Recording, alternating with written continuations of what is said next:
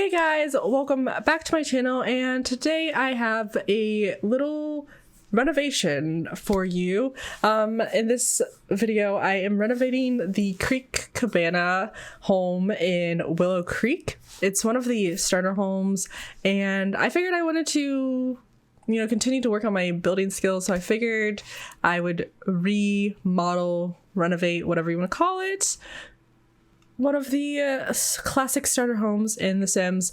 It was definitely a struggle for me. As you can see right now, I'm very bad at doing roofs, so I struggled a lot with the roofing, and especially since I kind of changed the width. I kept on going back and forth between making it bigger and smaller. Eventually I do make it a little bit smaller just because I wanted it to go for that classic shotgun home kind of look, because that's kind of what it's inspired by. Because I did do a little bit of research because I wanted to make sure that I made the world kind of how it was supposed to be, like, inspired by and everything. And so I found that Willow Creek is kind of supposed to be like a little like nod to New Orleans, and in New Orleans, especially the starter homes in Foundry Cove, all kind of have that like shotgun home kind of look. And so I wanted to go for like a renovated, modernized shotgun home kind of vibe. So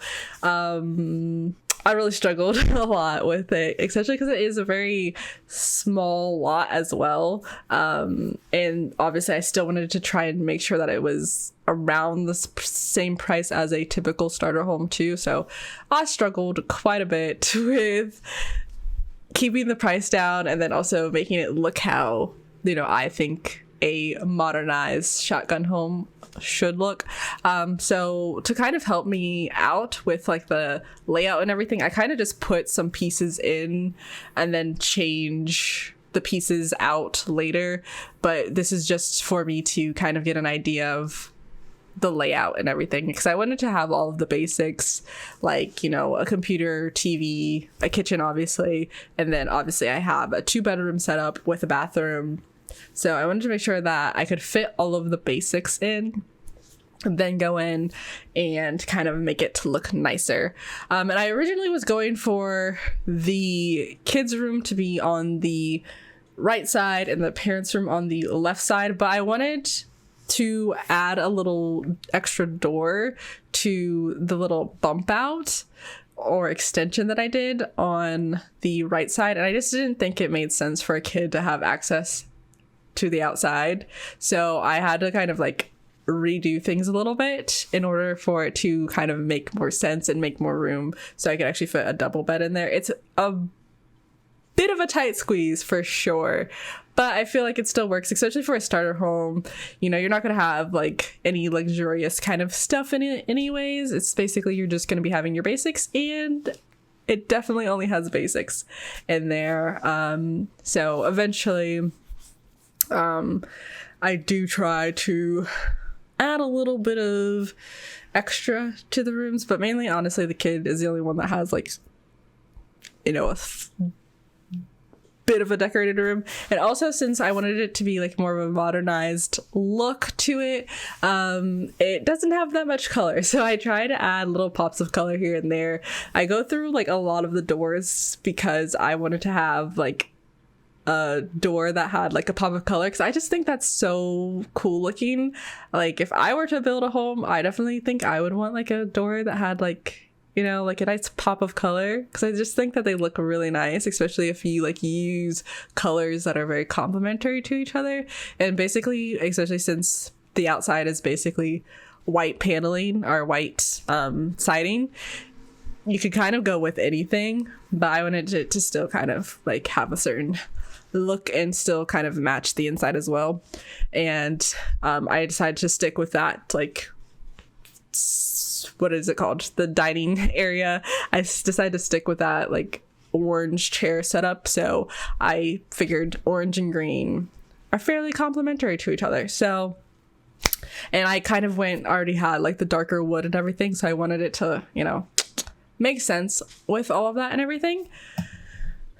But I honestly built this a while ago, so I don't even remember all that I did, but obviously at this point I am starting to switch things up and everything to the other things. And I think around this time is when I finally start to like try and pay a little bit more attention to the cost of everything, and I'm going like back and forth and just making sure that I'm not going too far over budget and everything, and trying to keep the budget down as much as possible. But as you can see, the parents' room, or at least the adult bedroom, yeah, because who knows, this is gonna be whoever is in that room, the bedroom with the double bed, basically. That room is quite small, but both of the bedrooms are really small, so it's not that big of a deal. And honestly, like, maybe if you wanted to, you could like rearrange it a little bit. And I also really struggled with the bathroom, because I obviously wanted to keep the bathroom with the tub shower combo, because I feel like that's just such an essential thing. Because if you decide to have like a toddler or a dog or something, you are gonna need a bath.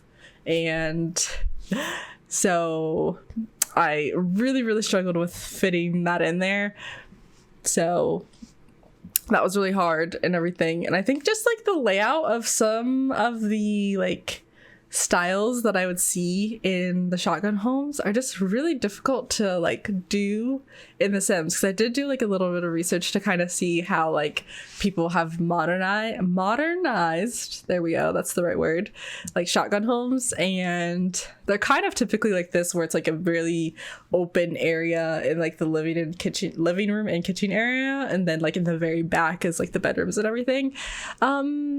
And you oftentimes that I would see, it would, at least with having to replicate it in The Sims, you would either end up with a lot of empty unused space, or in this situation it would just be a very tight squeeze where you really can't fit that much more into the bedroom bathroom kind of area. But at this point I'm kind of just changing up the colors and swatches and just adding, you know, little extra details to make it a little bit more homey and whatnot.